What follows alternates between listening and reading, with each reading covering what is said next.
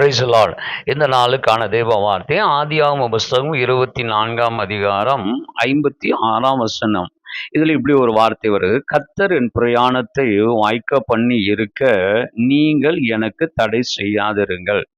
ஒரு மனிதனுடைய வாழ்க்கையிலே கர்த்தர் ஒரு காரியத்தை எடுத்து செய்வார் என்றால் அதை கர்த்தர் வாய்க்க பண்ணுகிறவராகவே இருக்கிறார். 1ஆம் சங்கீதம் 3ஆம் வசனம் சொல்லுகிறது, அவன் செய்வதெல்லாம் வாய்க்கும் என்று எழுதப்பட்டிருக்கிறது.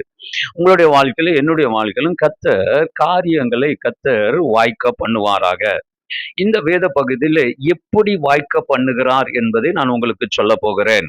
3 காரியங்களை நான் சொல்லுகிறேன். முதலாவதாக 12வது வசனம், அதே அதிகாரம் 12ஆம் வசனத்திலே நாம் வாசிக்கிறோம், கர்த்தர் சித்திக்க பண்ணினார் என்று எழுதப்பட்டிருக்கிறது. சித்திக்க பண்ணுகிறார் என்றால் நாம் பெற்றுக்கொள்வதற்கான வழிகளை திறப்பதுதான் சித்திக்க பண்ணுகிறார் என்று அர்த்தம். அதாவது நம்முடைய காரியத்தை துவங்குகிறார், அதை நாம் பெற்றுக்கொள்ள போகிறோம், அதற்கான துவக்கத்தினுடைய வழிகளை திறக்கிறது தான் சித்திக்க பண்ணுகிறார் என்று அர்த்தம். உங்கள் வாழ்க்கையிலும் என்னுடைய வாழ்க்கையிலும் சித்திக்க பண்ணுவாராக. அப்படி என்றால் அதை பெற்றுக்கொள்வதற்கான ஒரு துவக்கத்தை கர்த்தர் ஆயத்தப்படுத்துவாராக. 2வது 48வது வசனத்தை நீங்கள் வாசித்து பார்ப்பீர்கள் என்றால், அதிலே இந்த எலியேசர் சொல்லுகிறாரு, கர்த்தர் என்னை நேர் வழியாக நடத்தி வந்தார் என்று சொல்கிறார். அதாவது இந்த காரியத்தை இதுவரைக்கும் அவர் நடத்தி வந்தார்.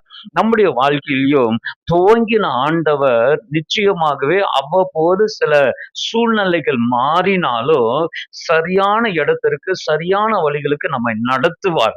அப்படி நடத்துவார் என்றால் அதுதான் கர்த்தர் காரியத்தை வாய்க்க பண்ணுகிறார் என்பதற்கு அடையாளம்.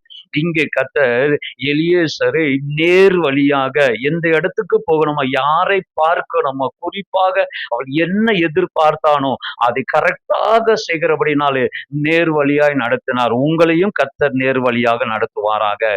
3வது 50வது வசனத்தில் வாசிக்கிறோம், இந்த காரியம் கர்த்தராலே வந்தது அப்படின்னா என்னன்னா, அந்த காரியத்தை முடிய பண்ணுகிறவரும் கர்த்தர் தான். முடிவு தேவன் தான் நமக்கு தருவார்.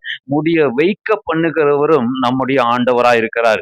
எந்த காரியத்தை நீங்கள் தொடங்கினீர்களோ அந்த காரியத்தை பாதியிலேயே விட்டு விட்டு போகிற ஆண்டவர் நம்முடைய அல்ல. ஆனால் அது கர்த்தராலே தொடங்கப்பட்டது, ஜெபத்திலே ஆரம்பிக்கப்பட்டது என்றால் அதனுடைய முடிவும் கர்த்தருடைய கையில தான் இருக்கிறது. அது தோல்வியாக முடிவதில்லை, அது வெற்றியாக தான் கர்த்தர் முடிய பண்ணுகிறார். உங்களுக்கு நான் விசேஷமா சொல்லுகிறேன், இதுவரைக்கும் எதற்காக நீங்கள் ஜெபித்தீர்களோ, என்ன முயற்சிகளை நீங்கள் எடுத்தீர்களோ, அது உங்களுடைய குடும்பத்திலேயோ, உங்களுடைய பிசினஸ்லயோ, உங்களுடைய ஊழியங்களிலோ, உங்களுடைய தனிப்பட்ட வாழ்க்கையிலோ எதை நீங்கள் ஆரம்பித்தீர்களோ, ஜெபித்தீர்களோ அதை சித்திக்க பண்ணுவாராக, அதை நேர்வழியாய் நடத்துவாராக, அதை முடிக்க பண்ணுவாராக. நீங்கள் வெற்றி அடைவீர்கள். கர்த்தர் உங்களுக்கு ஒரு ஜெயத்தை தருவார். பெற்றுக்கொள்ளுங்கள். God bless you.